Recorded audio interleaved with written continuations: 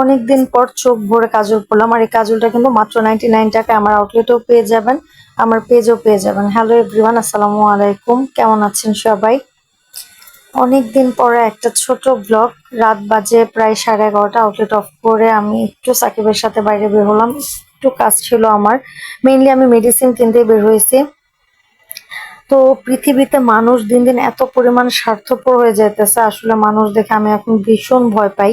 কারণ যতক্ষণ স্বার্থ আছে ততক্ষণে মানুষ আপনার আপনজন। আপনার খারাপ সময় আপনি বুঝতে পারবেন যে আপনার কথা শোনার মতো সাথে একটা মানুষ থাকে না।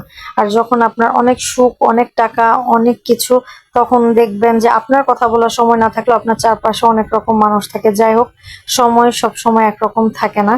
তো আমি একটু বাইরের কাজ, মানে আমি মেডিসিন কিনতে গিয়েছিলাম, ওইখান থেকে আমি আবার বাসায় ব্যাক করব। তো বাসায় ব্যাক করার সময় একটা মজার ব্যাপার দেখে, আমার ফোনটা হাতে ছিল না। এই যে কুকুরটা, ওর নাম হলো জেমস, আমরা তাই কি ডাকি। হইছে? ও আমাকে দেখে কি পাগলের মতো ছুটে আসে। কি বলো সাইরো, বলো বলো কি খাবে, বলো। বসো বসো বসো বসো। হুম।